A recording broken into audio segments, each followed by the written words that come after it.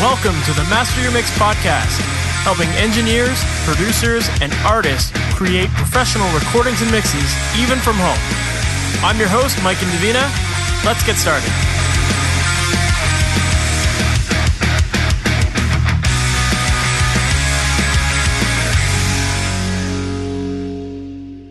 Hey guys, welcome to the Master Your Mix podcast. Thank you so much for joining me.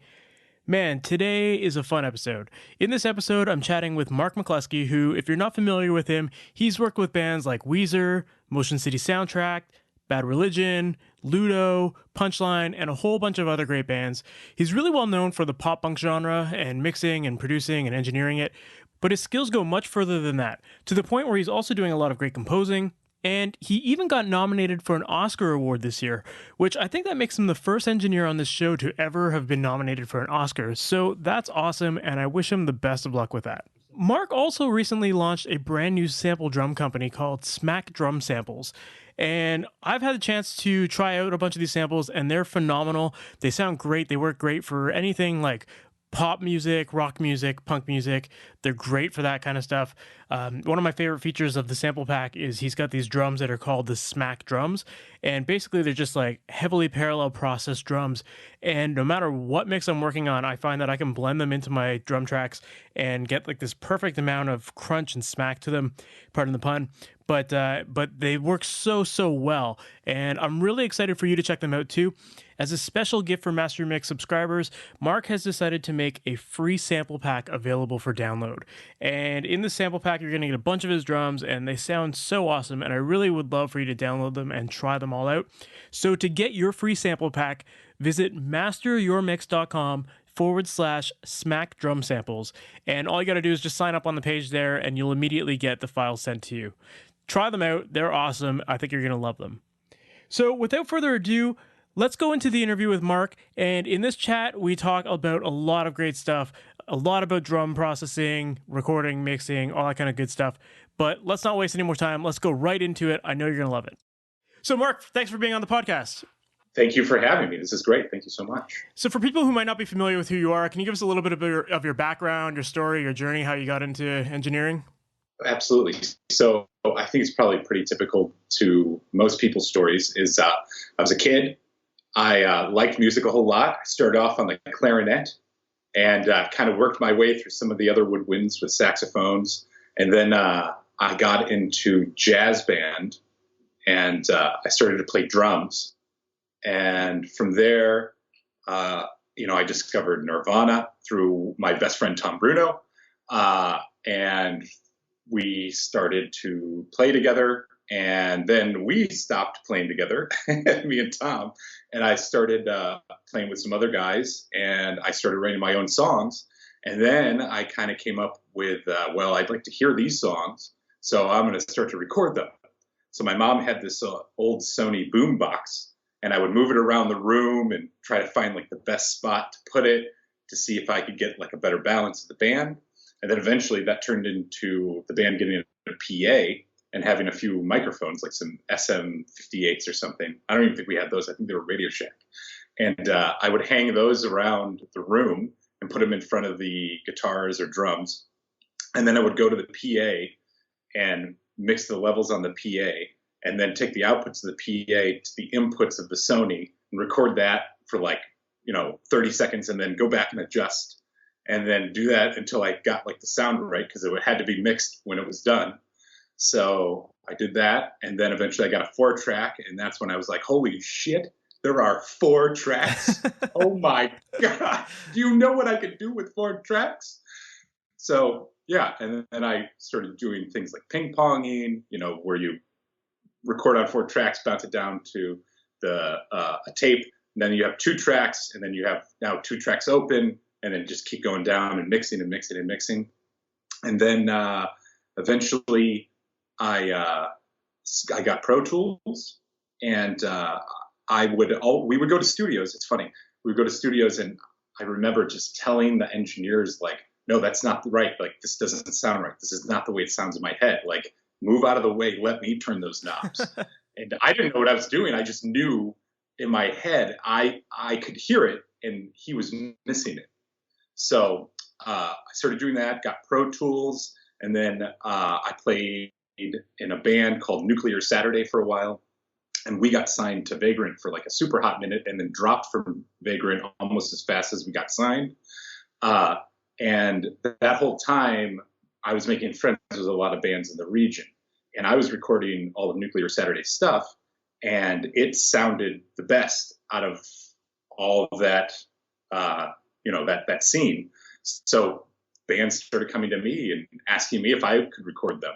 And I was like, yeah, I guess. And then, me being a slow guy, one day I was like, you know what? I could probably charge for this. So then I started, saying, hey, you guys want to give me like $300 for 5 songs? And eventually I started doing enough of those where I quit my job at Starbucks. It was the last real job I had. And then I just started doing it. And then those bands, luckily, I've been blessed enough where I got to work with so many talented artists. They made me sound good. And then those bands started getting signed. And then those labels started going, well, who's the guy making this stuff? And then they started reaching out to me to work with their art. So it was really organic. It wasn't like some master plan. I wasn't sitting there thinking like, I'm going to be a record producer. I was just a guy that really liked making music. And I still am very much like that. That's awesome. Yeah, I think I had a similar approach where, going in the studio and going through that experience where like the engineer's just not getting it right. And it's like, no. I know I can do better than this. Like, I remember that's how I discovered double tracking guitars. Like I remember listening to a mix someone was doing and I was like, man, these guitars sound super thin. Like something's wrong, man. Like what are we going to do to like make these sound bigger? And I was like, let's just try recording it again. Let's see if that does anything. And then sure enough, it was like, whoa, that's the sound. Like, okay, I'm going to start doing this. Yeah, it's great. I mean, it's funny. And I'm going to be 40 this year. So back then you couldn't find information on learning on how to record. Right? Because the internet was like the weather and porn. So there's nothing else there to get information. So like you just said, right? You had to figure it out. You sat there and you go, well, this doesn't sound right. So I'm going to solve that problem in the way that I can, rationalize it.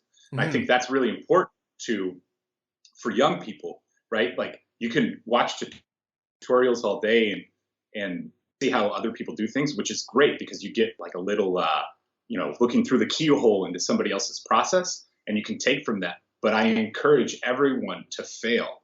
Like you learn from that. If somebody says, don't touch the stove, right? It's hot. And you go, I don't know, man, I'm going to touch the stove. You touch the stove, you burn your hand, right? Now it's not a question of like, well, why?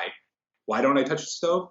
Now you know why you don't touch the stove because it's hot, you burn, you failed. Yeah. And that's how you learn. And, every day I try to do something I'm not comfortable doing in music and in life. And I learn from that, right? Sometimes it's a success. And then I have to figure out why it was a success. And sometimes, more times than not, it's a failure. But now I know if I go down that road again, I kind of know what that result will be. Yeah, for sure. And you had talked about how you started off with the boombox and then you went to the 4-track and you had this kind of revelation of like, oh man, there's 4 tracks. When you went to Pro Tools and all of a sudden you had this infinite number of tracks, did your previous work kind of influence how you approach Pro Tools? Like, were you all of a sudden like committing to things, or were you just like, oh, I got all these tracks, I can do all the things in the world with it. Like, I'm just going to record everything. Right. So right. So I probably skipped over a little bit of things. So I, 4 tracks and then ADATs. Okay. In studios. So then it was 16, right? So two ADAT machines, but those things sounded like shit. They were like, like you'd go in the room and you're like, you'd hear it through the board and you're like, yeah, that's what it sounds like. And then you'd hear it back off the ADAT and you're like, that's not what it sounds like. But anyways, and then, so the Pro Tools, right? Infinite number of tracks. That's what everybody's used to these days. Pro Tools, when I bought it, was 24. I bought a Digi 001. Actually, my dad helped me buy a Digi 001 in a computer.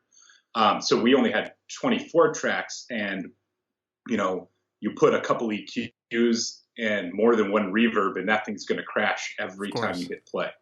So again, you get back to that like, well, I got to get the sound right at the source because I don't have the luxury of adding all this crap on later to make it sound good. Mm-hmm. But that revelation was cool because it gave me the opportunity to experiment more and sort of, anytime you get something new, you do something way too much, right? You put it to the extreme, and then you're like, this is awesome. And then a few months later, you go back and listen, and you're like, what the hell was I thinking, right? So, right, you get 4 tracks. You're concentrating on writing great songs because the song is the star, like the Beatles or Green Day, and then you get 16 tracks, and you're like, okay, well now I can kind of actually produce, right? I can kind of double guitars or add an extra guitar or something like that. You get 24 tracks. That's where you're like, okay, well now I can really get a lot of mics on the drums. I can get the guitars I want. You can get pretty much a really great sound. And then you go overboard, and then you have to learn, right, how to edit. Like that's another big thing about being a mixer or even producer or songwriter, right? Just because you can do something doesn't mean you should. Good point. There is brilliance in silence. Sometimes the best moments are when nothing is happening, and you have to learn how to recognize those and find those moments. For sure. I remember even when I'm a drummer, and I remember learning drums, and I when you're young and you're learning an instrument, you're naive and you think, well, like to be the best at this, I need to like just show off and like wank and play, like overplay. Sure. And I remember very early on trying to like learn some records, and I remember my drum teacher giving me the Weezer Blue album, and he was just like, just learn this album. And I was like, what do you mean? Like, how am I going to learn all this stuff? He's like, just simple. Listen to how simple it is. And that was like a revelation for me, because I was like, whoa, like there's people making these hit records doing very simple drumming, and like and everything is very simple there, like, so I think that's really important. And even like from my own experience working with other engineers and producers, like I've had other people say, okay, tone it down. And then when you try it, you're like, oh yeah, this like the song just takes shape a lot better, So it definitely helps. I was going to ask, like, you've played a variety of instruments. How do you think your impact, or how do you think your ability to play instruments has influenced the work that you do? Is it that kind of same idea that we were just talking about there? Yeah, sort of. So I am a jack of all trades, but I suck at everything, right? Like I can do enough to get by. I'm not a great guitar player, but I can play power chords real good. I'm not a great pianist, but I can form chords and play simple rhythms. I'm not a great drummer, but I can lay down a basic beat. So when I think, and I studied music, like very in depth. So when I think about music and mixes and songs, I'm actually looking at my keyboard sitting in front of me right now, and that's exactly how I picture it, right? So you have your low notes. Maybe that's your kick drum, or maybe that's your bass, however you want to design your note or your mix or arrangement of your song, right? Next, you got some baritone stuff, whatever you put in there, guitars, whatever, right? Then you got some tenor. So your melody is going to live around the tenor and alto range, right? And the lead stuff. And then you keep moving up the piano, and you got, cymbals and high percussion and everything. And I whenever I'm producing a band, I always say the same thing, because I always find bands try to cramp so much shit in the same octave, right? Because they don't listen to each other, or they write the music first and then they just start singing over it. Yeah. So you got like 3 melodies going on, and you're like, okay, wait, what am I supposed to listen to here? Like, buy a Green Day record, buy a Ramones record. Those are timeless sounds, right? And songs. And they're so simple. It's because they focused on just the right notes, not how many notes. And when I work with a band, I always give this, it's going to be hard to describe it in a podcast, but I'll do the best I can. When you play piano, how often do you see a piano player playing on top of his hands? Yeah, it's true. Do you know what I mean? You never do. But it sounds full on a piano when you have space and a hole for the melody in the middle, and you have something up high and something down low, right? So I close my eyes and I visualize an arrangement. So where my bass is, where my kick is, where my guitars are, where my percussion and my high elements and where my melodies are. And I try to make sure nobody is stepping on that. And you're going to get fewer things going on, which is easier to comprehend.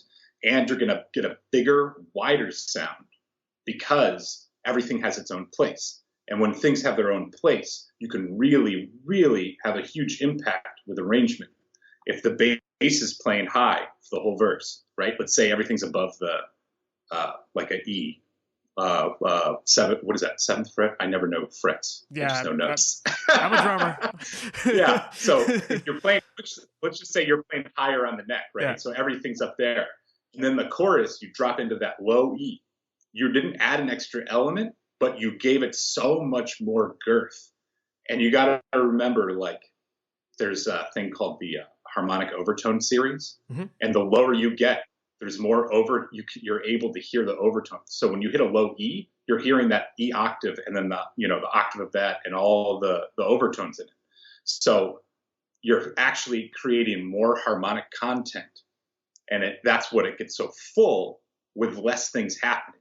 So I really try to be clever with how I arrange music. And, great examples are like Quincy Jones, right? He's like a jazz musician. So his arrangements of Michael Jackson songs are super clever. And if you go and listen to it, there's the little elements that come in and out. There's not a lot going on, right? But it sounds huge. It's just because it's the right parts at the right time with the right notes. And everybody plays along. They're all friends.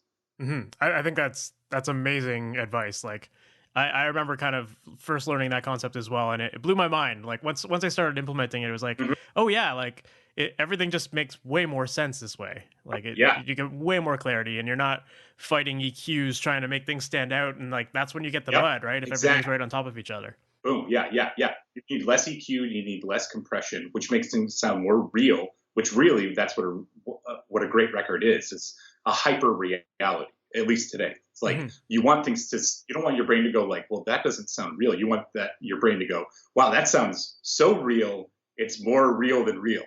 And that's where you get a great sounding record. For sure. And, the thing you mentioned about Weezer is, I grew up with that band. I remember the first time I heard the Blue album, and it blew me away at the guitar tones. They are so thick and so big. What else do you need? You don't need anything else. Yeah.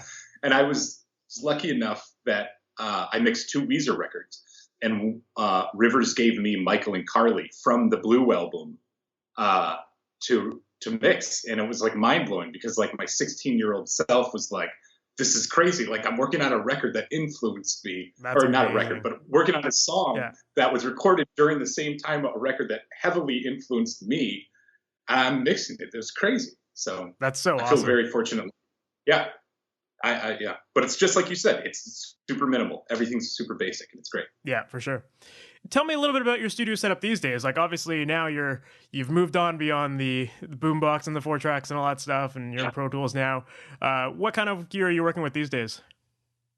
So I used to have outboard gear, probably just like everybody else. That was like, the Shadow Hills battery compressor, 33. I actually had the third 33609 ever made, and I sold it to Jeff Giuliano. Wow. I still sort of regret that, but he's a great dude though.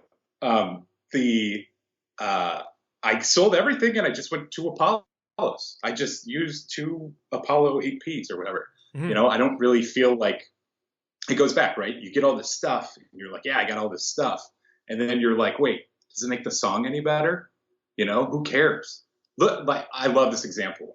So one of my mentors is this dude named Matt Wallace, who produced, songs about Jane and, Faith No More, like all these amazing records. And Wallace has this great thing about it doesn't matter about how it sounds, right? He uses what's the name of that song? Alanis Morissette. You ought to know. Yeah. I can't remember the name of the song, but You ought to know. that song. Yeah, is that the name of it? That's Amazing. the name, yeah. Oh shit, man! The hook. Hey, man, the hooks are usually the name of a song, right? Right.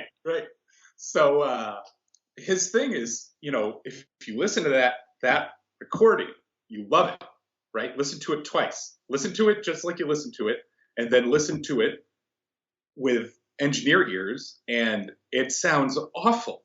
It was recorded in I guess a basement with ADAT tapes, and it was a demo, right? Mm-hmm. So it just shows you. Does it really matter how great it sounds? No, nobody cares. Listen to a Beatles record. Technically, today's standards, they don't sound great. They don't, but they are amazing songs. and that's why they're still around, and that's why people like it. So yeah, I think you focus on making great songs, not great recordings, because the recordings will just happen naturally. For sure. And I'm totally with you on that. Like, yeah, I wouldn't say that I'm a big Beatles fan, but I appreciate the songwriting element of it. And I think that, like, you know, when you listen back to those old recordings, you can really get a good sense of like proper arrangement. And that's what made those songs so great. And I wonder now, with kind of touching back on the topic of how with Pro Tools you can go overboard and like just add millions of layers. Like, I feel like we are at a point where now the technology is kind of becoming the thing that everybody talks about, and it's like, let's overdo this and make it big.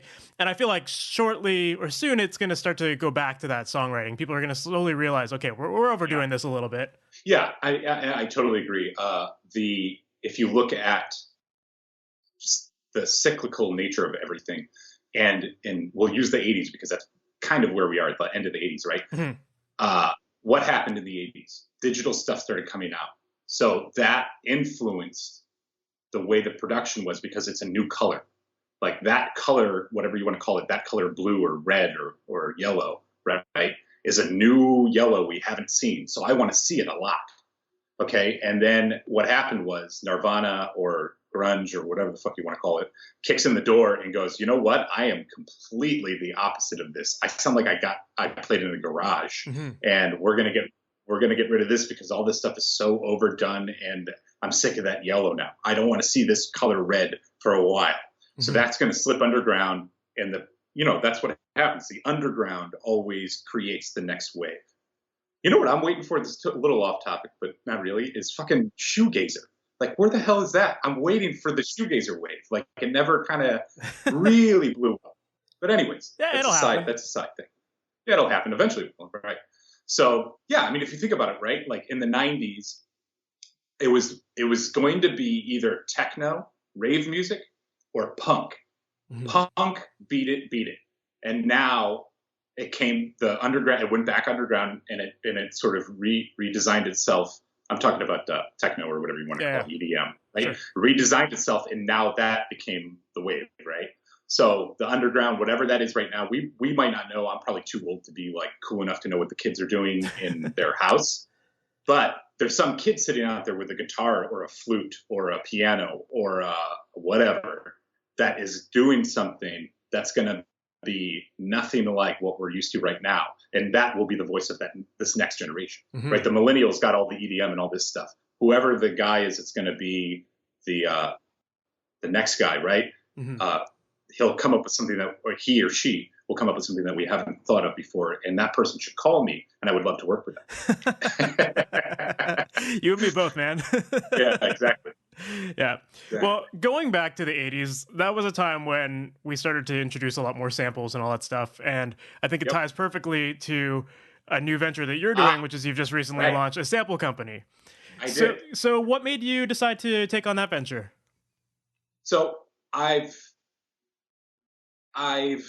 purchased countless sample libraries, and I always ended up going back to stuff I made because I always felt they were too processed.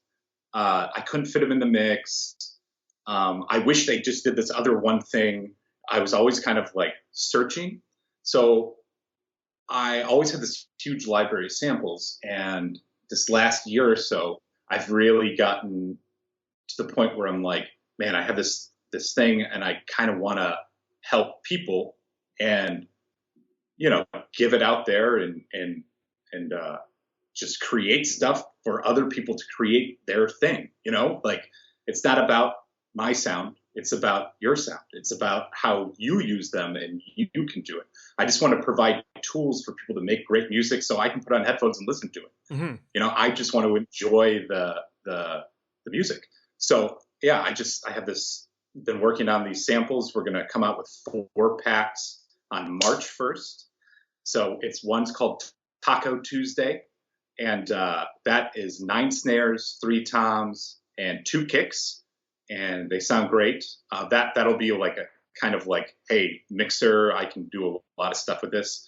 I have a sound. It's called the City of Sound, but I had my studio at Sound City for 3 years, and I have a plethora a cornucopia of samples that I've made in that drum room with the board in it. That's so You can awesome. go to Sound City now. Yeah, I feel very fortunate. You can go to Sound City now, but everything is different. The room is different, and the board is not there, so you can't get that sound. I'll tell you that right now. Yep. But so that'll come out, and that's just one kit.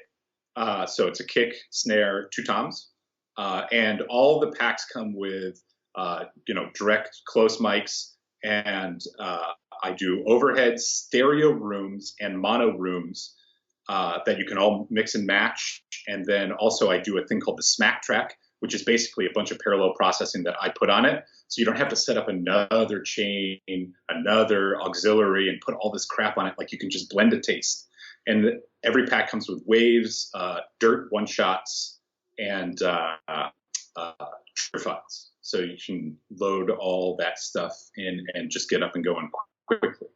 The other pack is called Transatlantic Hard Shots, which has like so when you tune toms, right, you can tune the top head higher than the low, and you get this pitch bend thing where he goes boom. Mm-hmm. That's a little over exaggerated, but so that was kind of the idea with this one, is these two pitch bending toms, and then 6 snares. So 3 at multi velocity, and then 3 that are just hard shots, and then a kick. And then the last one is called Pequod's Kit. And that was recorded in Chicago, and Pequod's is my favorite pizza in Chicago. So I figured I'd name it that. And that's, again, 2 snares, a kick, and 2 toms. So we're doing that, and then I'm also making Marcs Moog. So I'm going to sample and I've been working on the Moog. That'll be free, actually, once it's done. And then I also, little side factoid about me, is I am a film composer and commercial and media composer.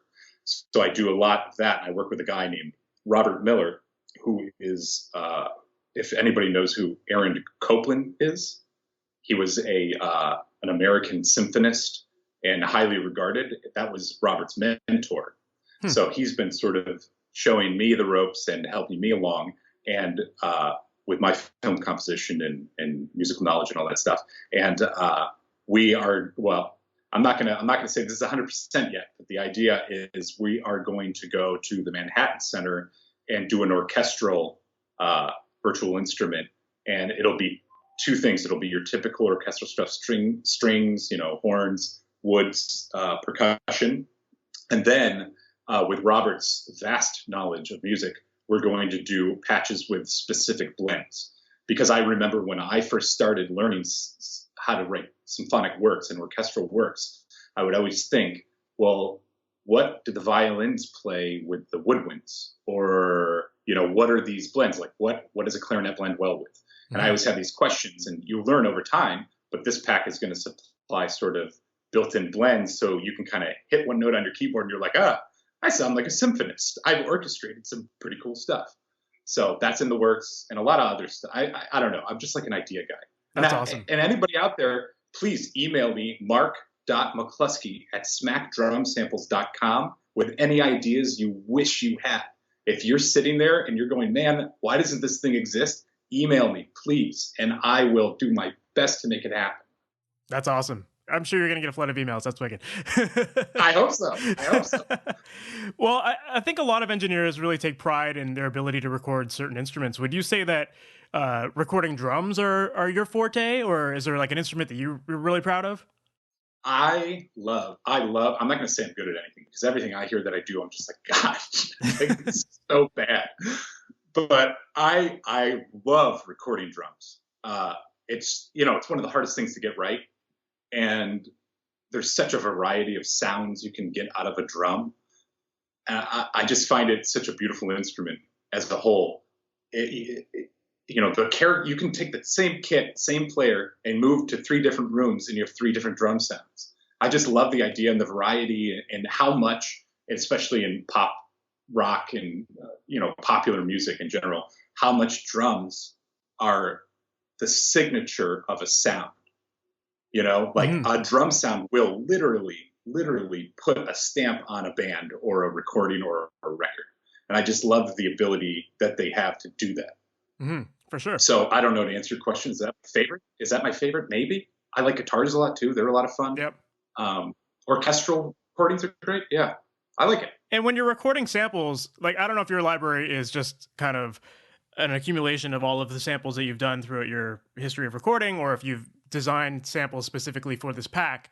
But when you're recording these samples, do you have a specific end use in mind? Because I always feel that, like, when it comes to using presets on like an EQ or compressor, like, it's kind of useless unless you know the intended purpose for it, right? Like, just because it says vocals doesn't mean it's going to make your vocals sound amazing. Like, maybe there's like a giant top end boost that is to compensate for the fact that it's a really dull sounding vocal, right? So Dark mic. if you have a bright vocal and you throw this vocal preset on, it's not going to do anything, right? So when you're designing samples, are you thinking of that kind of stuff in mind, or is that just an afterthought? Yeah. No. It is. Most of these packs, the first bits of pack are probably going to be great for pop. And when I say pop, I mean the pop rock, punk rock, metal guys will find some use out of them. It'll definitely be more in the that side of it. They will fit into funk pretty well. And to kind of go down deeper is in process, right? Everything always takes time. We are going to have specific packs that are designed just for hip hop and just for pop, or at least in our minds, just for that. Hopefully, people use them in a way that I never could think of, and try to go down that rabbit hole. Like, there's an idea I have. I want to call it Big Shots, and all it is gigantic, like, cavernous rooms. So everything is like really big. That would be great for epic composers. People that are doing that super ambient stuff, and you need those big snares and big kicks. That's something in process. But yeah, I mean, the end user is always there. And again, these samples are lightly, I want to say this, put this into perspective, lightly processed. So you'll pull it up and you're like, oh, that sounds pretty good.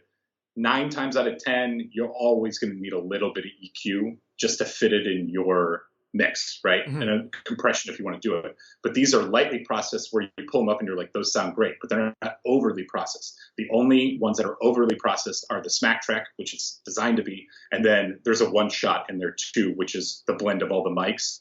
But still, that's not even like overly EQ'd or anything like that.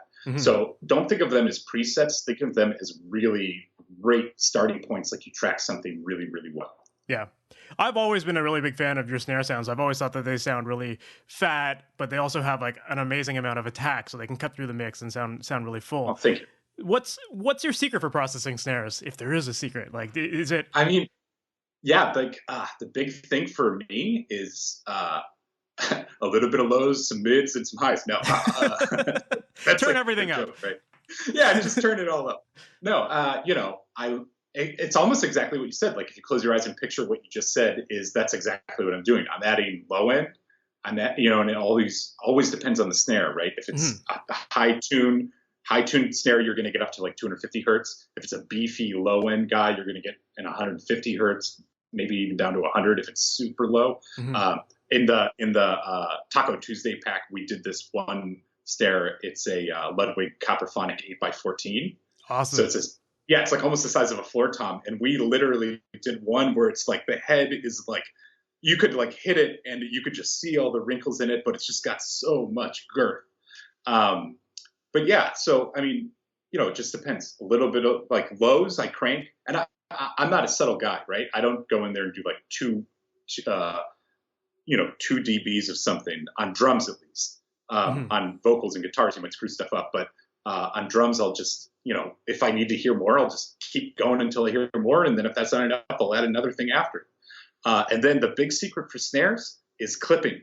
Clip it. Like, get a soft clipper. Got to have some kind of soft clipping in digital, because when I would record on tape where I had an SSL, you drive it, right? Everybody hears Chris Lord-Alge talking about this stuff. And what he means, because he's never really clear. It's totally true. What he's talking about is, think about it like this. You have your chain. You have Pro Tools, and out of Pro Tools, you go into a board, right? If you crank that output, the line amp of the board, you're pegging the needle, and you'll get that little overload light on an SSL. That is clipping, knocking off the top of that transient and bringing the fatness higher, right? And it makes everything sound louder, but it's actually not. And that's the trick. Is actually, I have a tutorial that I just put out on Smac's YouTube page that shows exactly what I do to snare drums. That's awesome. I use the arouser, and I just turn up the soft clipper, and I just get it to tap that red light. And as soon as it taps, you hear it, like the smack of the drum. That was a shameless promotion right there. By the way, his company is named Smack Drum Samples, if you haven't figured it out yet. Oh, yeah. For the listeners. Yeah, exactly. So when you hit it, right, it lops up the point, the ticky part, and it kind of crushes that back into the body of the snare, but you still get that stick hitting the head and the rim of the drum in a nice way. It's just thicker and dense. And I find that for at least rock drums, hip hop too, actually, that's key, is that little bit of character in there is how you get those fat sounds. If you do it to kicks, right, there's no right or wrong. There's never a right or wrong. If you do it to a kick drum, you're going to get a distorted sound because there's so much sub-frequency stuff. But that can be cool if you're looking for like a Black Keys kind of thing, or like an obviously like, oh, this thing is distorted. On toms, you can get away with it a little bit better, but snare and overheads too. Overheads, clip those overheads. Like sometimes instead of using a compressor on overheads, just get your soft clip or put it on there and clip that snare lower and lower and lower, right? Where you can turn the overheads up, but they're not super compressed, so they still like punch. They don't just go shh the whole time. And it's clipping that snare drum off, and it just gives it this nice, fat, beautiful tone. That's awesome. I love that. That's great tips there. When you're recording drums, like what elements have an impact on things like mic selection, placement, preamps, all that kind of stuff? Like, do you just have a go-to chain that you love to use all the time, or is it something that you're really conscious of ahead of time?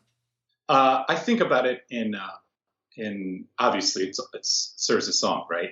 Mm-hmm. Like, what are we trying to create? Are we trying to make people feel like they need to take a shower when they got done listening to the song? Are we trying to make people feel like, oh, that was nice and polite? Yay, nice day. I'm going to go get it like a tea, right? So you have to think about what in your words, what the end game is, right? So what do we want people to do? And then that will influence how I choose the signal path. I've got a bunch of Telefunken mics, and I just love the Telefunken stuff because it makes me look like a genius, because I could just put all that stuff on there and then walk in the control room and not even touch a knob. And everybody's like, man, those drums sound really great. I'm like, yeah, that's because I did all of it, where I did absolutely none of it.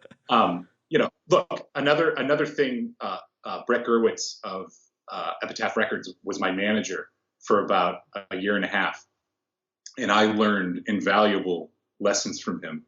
And the biggest thing that he told me that Jerry Finn kept swearing by is don't buy gear, buy instruments and microphones, because they do 99% of the work.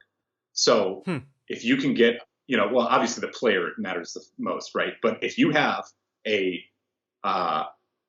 Ludwig classic maple kit tuned right with some Meinl cymbals that you like the tone of, and you just throw up some Telefunken mics on it. Do you see where I'm going? And like a Royer, and then you just hit the drums and listen to the control room. Guess what? Your job is done. Maybe some mic placement, move things around, but 99% of your work is done. Because EQ, you got to remember, EQ is designed for what? Equalizing. So if you can get as little problems from the beginning, you don't need the EQ. You might want the compressor for a character thing, right? But you don't need the EQ. And I'm telling you, like, if you, like, again, I'm not trying to promote it, but if you go look at the Smack Drum Sample YouTube page and watch the tutorial I did, you'll see it's like very little stuff, except for maybe the snare, I think, has pretty exaggerated EQ curve. But other than that, it's like so subtle. And I even do a bypass at the end, because when I'm going down it, I'm like, look, that doesn't sound any different, right? But it does sound different because we did this stuff. It's the sum of the parts. The equation is 1 + 1 = 2. Mm-hmm. So you got to have multiple things, right? and you bypass it and you're like, oh my God, that's where we started. And then this is where we are. It's like night and day. So, the microphones and the instrument, and then obviously the player. But if you can get those things right in a row, I'll honest to God, it's like equalizing is literally made for what it is. You're not creating the sound. You're just fixing things to play nicely together. And that's it. And I love that approach, because I think there's a lot of people who think the opposite, and they don't commit the sounds up front. They don't EQ going in. It's like a fix it in the mix mentality. And at that point, it's almost too late, It is. You can't polish your turd, right? Exactly. But in the words of Gene Simmons, you can spray paint it gold, but it's still a turd. Yeah, that's called mastering. Yeah. Yes, right. Yeah. But sit around, buy a nice guitar. And another philosophy I always had was take, whatever you want, like the thing you want or the thing you can get, just wait and get the thing you want, because you'll have that forever. If you get the thing you want or you can get now, you're going to sell it for less than half of what you paid. And you're buying things twice and buying it over and over and over again. So just like you want the AR-51 Telefunken mics, the ones that I like, for overheads, save the whatever, $4,000 or whatever it is. And then you got them and you'll never want to sell them. You'll just have them. You don't have to buy stuff again, whatever it is. And I am not endorsed by Telefunken. Let me just say that. I just love their stuff. Hey, they make great mics for sure. Yeah, they make great stuff. Yeah. Manly too. Yeah, of course. I remember watching a video online of you a while ago, and you were talking about how you mix drums. And one thing that really caught my attention was you had a bit of a different approach for overheads and room tracks than I see a lot of other people do. I feel like a lot of people just use high-pass filters and they roll off all the low end and make it all about the cymbals, whereas you were more about boosting the low end and stuff that people would normally cut. And I believe it was to enhance the body of the snare and kick and all that stuff. I was wondering if you can elaborate a little bit more on your approach to those things. So, yeah, for sure. So everything always is case dependent, right? So that song, if it's the video I think you're referring to, I was mixing a Motion City soundtrack song. I can't remember if it was Motion City soundtrack tune. I think it was. Yeah. So yeah. We'll just say that. Let's go with that. Yeah. Because let's go with that. So okay, so that record they were always told how amazing they were live, and they never really made like a live-ish record. So they recorded all that live, and one of the instructions was make it sound like we do live. So overheads, right? That's the picture. Rooms and overheads. So I got to make that picture sound good, because the close mics, it's not a live thing. Nobody listens to a snare drum 3 inches away from their ear, right? They hear the picture of it. So for that particular thing, I got the kick drum and the snare beef out of the overheads. And rooms is pretty common for me to boost a lot of low end, because I even think I said it in that video, is people listen, think about a kick drum. If you hear the inside mic, does that sound like a kick drum? No, right? It sounds like the inside of a kick drum. When you think about a kick drum, because of what we've learned our whole life, which is a kick drum exists in a room, you hear the reverberation off the walls. So we can use reverb to do that, right? But reverb with kick drums and low end gets a little weird. But if we use the room mics, which is the natural reverb, and crank the bass in that, you get this nice thud, an ambient thud, if that's a thing. That's how I hear it. It's like this wash of low end energy, but this beautiful ambience that really fills the space and kind of ties everybody together. So yeah, I always case dependent. Like, don't get me wrong, like I'll cut and just use cymbals on overheads if it's like super fast music, something like that, where all that low end is just going to like muddy up, because it's, I can't, the waves are too big, and he's already hit the kick drum a second time by the time that thing is like evolved into what it's supposed to be. So, it's all case dependent, speed of the song, everything like that. But yeah, typically on something like that Motion City soundtrack thing, yeah, I'll boost a lot of lows in the overheads and try to design the overheads to sound like the picture that I want the drums to sound like, and then use the close mics for extra reinforcement. That's great. Yeah, I've always really admired the sound of those Motion City soundtrack drums, and even like the Ludo drums that you did and all Oh that stuff. wow, Like yeah, they all sound so yeah. fat and huge. So I've always been curious about you. That's Sound City right there. That Sound City? That's yeah. Oh yeah, Ludo's all Sound City. Yeah, That's Wallace awesome. and I. Yeah, Wallace did the first one. This is actually an aside, but a great story. The Wallace. So I was working with Ludo doing their demos, which helped them get signed to Island, and Island asked them to make a list of producers that they wanted to work with, and believe my name was on the list, and they were basically like, no, like he doesn't have a big enough track record to, give him all this money to make this record. So they picked Matt Wallace. Matt Wallace went back to Island, and the songs that I already did, he was like, I'm not going to redo these. This is stupid. These are great. So then that's how I got my first major label credit, because of Matt Wallace. And then we met, and then that's when he was like, dude, you should move to LA. I moved to LA, and then got my spot at Sound City next to his studio. And he's like one of the best dudes I've ever met in my life. Like, holy cow, snuggle time with that guy. Woo, that is good stuff. Matt Wallace is amazing, man. He's a great, great, great man. He's a very good man. Yeah, that's awesome. I've always heard amazing things about Matt. He seems like a great guy. Dude, I'll get him on the show. I would love that. Get him up. That would be fantastic absolutely. if you can hook that up for sure. Actually, Matt, I was in a band for a little while. Actually, I was tour managing them and doing some live sound for a while, and then tour ended, and they decided to go and record a record with Matt. And then I joined the band after they had just finished making that record. No. So I never got to meet him, but man, like, you see all the stories I heard, he seems like such a cool dude. Yeah, like right when you walk into his studio, he has a sign above his door that says "Turning Platinum into Gold." It's so good. I love that. Yeah.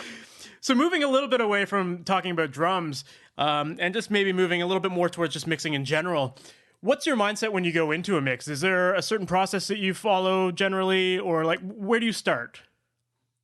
So I will get the stems. I will open a Pro Tools session.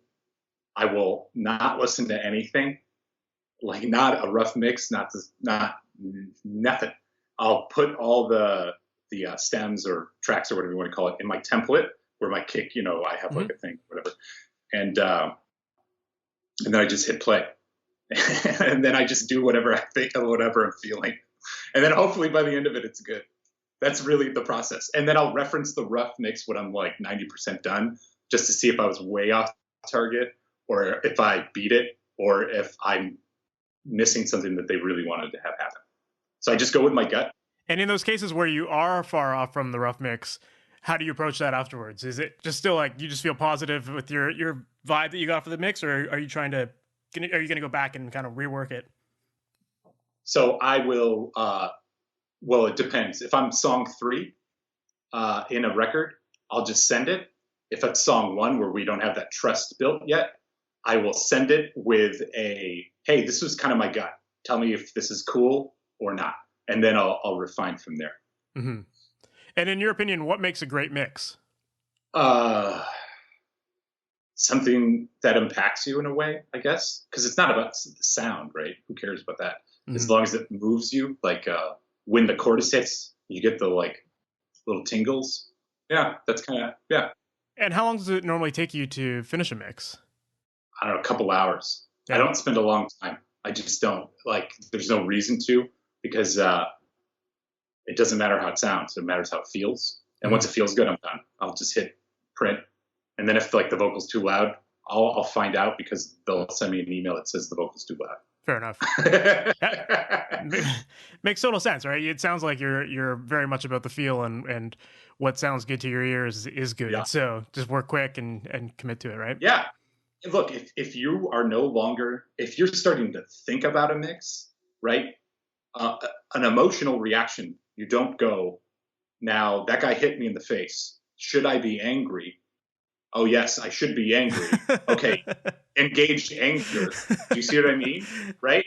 You have an initial reaction, and that's what music is made for, is to play with our emotions. So if you're sitting there trying to design all this stuff, right, because the hi-hat isn't exactly the way you want it to sound, like nobody cares as long as they have the reaction. So get the reaction, and then you can fix the other stuff if somebody else has an issue with it. Mm-hmm. That's awesome. I love that. Great analogies. Thank you. You've obviously been doing this for a while. At what point did you feel like you started to make good mixes? I'm sure everybody says the same thing. I'm still not making good mixes. Yeah. I only hear stuff I wish was better. I agree with you. I feel that that's a really big thing where you're always being critical of your own work because it just forces you to progress and learn new techniques and move forward. Mm-hmm. So, and learn new styles of EQ, new effects, whatever, right? Yep. Is there anything that you like to do with your mixes that other people might think you're a little crazy for doing? Nothing. I mean, really, it's like nothing too crazy. It's just because it's so on the fly. There's not like a snare. There's like a chain, right? Like I put SSL EQs on everything just because that's what I'm used to. And then really, it's not like a crazy chain. It's more like if I'm mixing something and I'm like, this is not really exciting. Okay, well then maybe I'll distort the drums. Let's see what happens. Mm-hmm. Maybe the bass needs to be fucking weird. I don't know. Like, you know what I mean? I literally just play around until I'm like, oh, well, that's interesting. All right. Yeah. So if I'm engaged, hopefully other people will be too, and I'll just kind of go down that path. But as far as like, this is what I do is I don't know. Yeah. I EQ stuff. I compress stuff if it needs it, and I fuck it up if it needs to be fucked up. Yeah. Well, and it goes just back to what you were saying about just, when you start overthinking what you need to do next, then that's usually the point where you should just stop. Yeah. Use your gut. Be a human. Be human. Don't be a calculator. Yeah. Allow yourself to be involved in the emotional content of the music. Mm-hmm. And when it comes to mixing things like the low end, I know that's something a lot of people struggle with, and they'll frequently find themselves having to go out to their car and listen to things out there, and low end is always an issue for people. Do you have any approaches or any tips for getting that right? Get a good mastering guy. No. The low end, you got to be careful about boosting. If you don't have a great room or speakers, you don't know what you're hearing. You might have that like those KRKs. They create such an illusion of what's down there and what's actually happening down there. It's so different because of the ports and however they design them. So, I mean, I use Focal SM9s. I went through tons of speakers. I used NS10s with a sub for a long time, and then I switched over to the ProMark 100s with a sub for a long time. And then I heard these SM9s, and I was like, you know what? The sub is in there. I don't have to worry if my sub is misbalanced. These things are smarter than I am. So I'll just kind of put them in a room and get used to the way that sounds. And then I don't have to mess with anything, and it's done. Yeah. So it's all about for the low end. It's don't be careful on boosts. There's a lot of information down there. Oh, a good trick. This is a good trick that I like to do is I will turn up the bass where I think it should be. And then I turn it down and hit mute. I turn it down and hit mute. I heard it down, turn it down and hit mute. And then when the mute and the down don't make a big difference, I turn it up just a little bit from there. Interesting. I love that. Yeah. Yeah. And then that's great. Thank you. I don't know if it's good or bad, but it's something that I do. And then the kick and the bass to play together is I try to listen for the low end of the kick. And again, this is if they're not playing well together, just out of the box, out of the gate. I will just take a really long roll off on the bass and just keep moving it up and keep moving it up and keep moving it up until that roundness of the kick drum pops through the bottom of the mix. And then I'll just leave it there. Because again, it doesn't matter how thin the bass sounds by itself, because people aren't going to hear it that way. And guess what? If there's a part where it's just bass, then duplicate the track and take that EQ off, and then it pops back on when it comes back in. Yeah. But yeah, it's all about how everybody plays together. And again, I'm going to keep going back to that Smack YouTube video is, you see, I don't EQ in solo. None of it. Zero. None. It's the whole thing is while all the drums are playing at once, because it doesn't matter how they sound by themselves. It matters how they play together. Yeah. No, for sure. It's the sum of the parts, like you said. Yep. For sure. That's awesome. What's your approach with gain staging when you're mixing? Is there something like, do you always try to get your levels at a certain level, or do you have a certain approach with that? Yeah. So in my, I have all my meters set to output.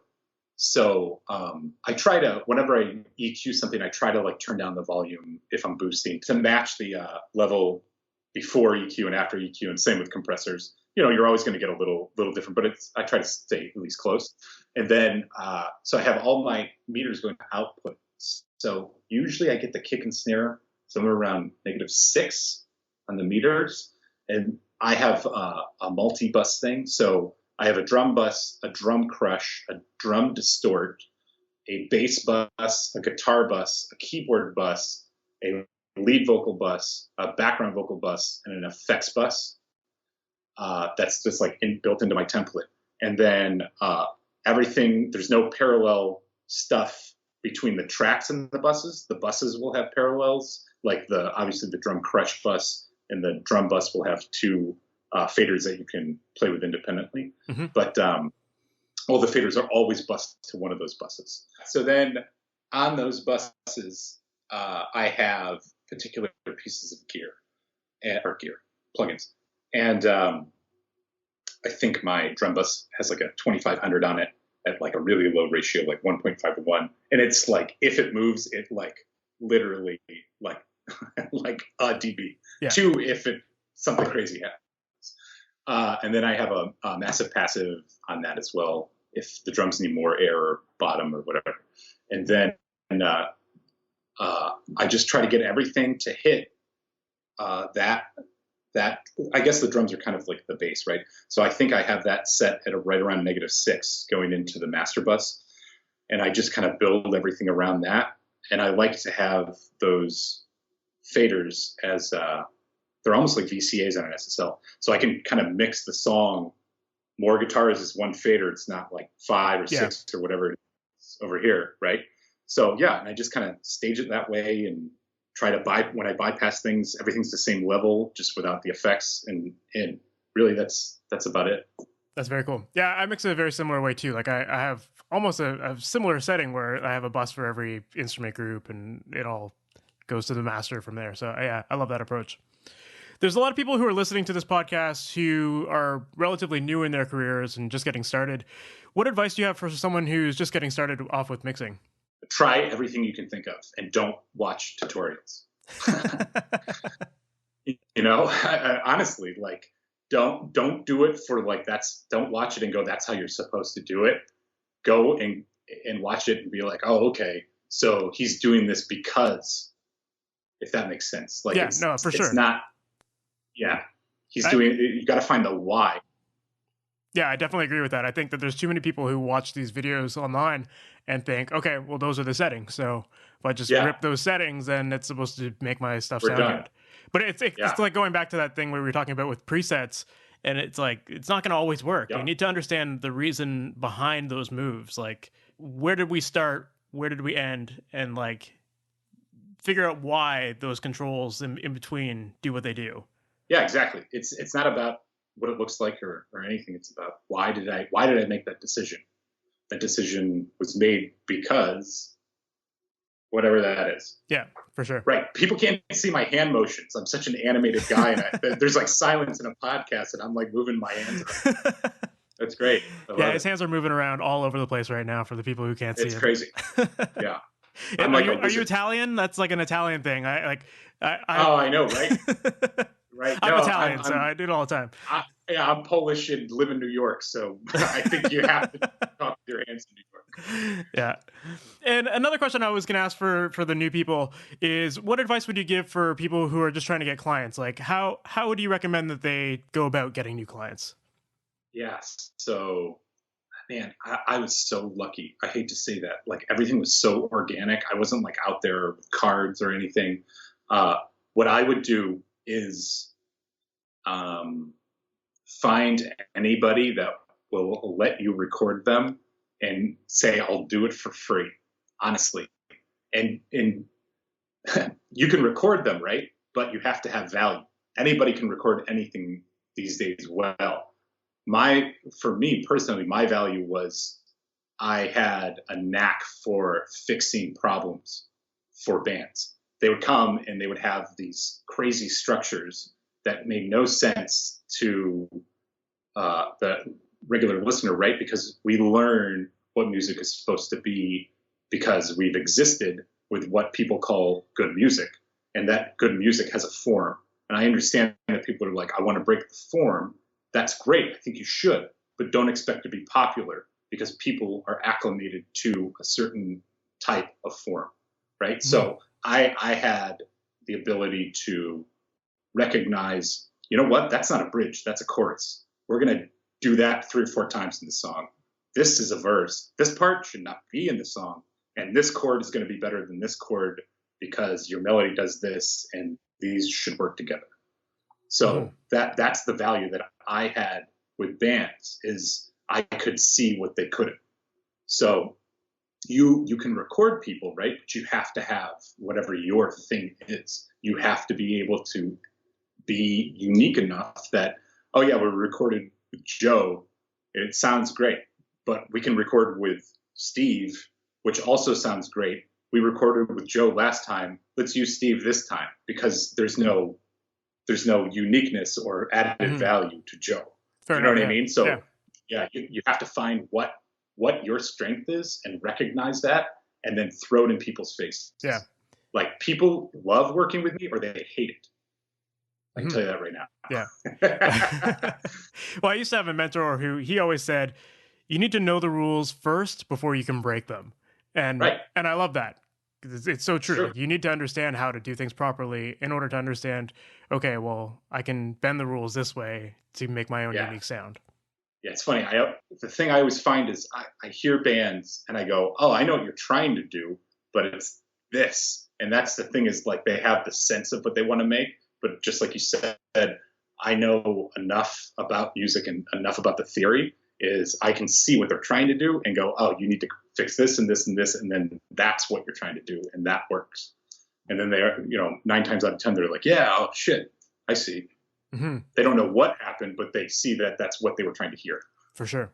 Well, I know you had a crazy morning already, so I don't want to take up too much more of your time, because I'm sure the rest of your day is just as crazy. So maybe we should start to wrap up. But how can people follow you online? What's the best way for them to do that? So they can follow me at Marc McClusky, Facebook, right? Facebook, Marc McClusky. Instagram, same thing, Marc McClusky. Twitter, I think, is Marc McClusky. I think it's all like that. And then Smack Drums is Smack Drums. Excuse me.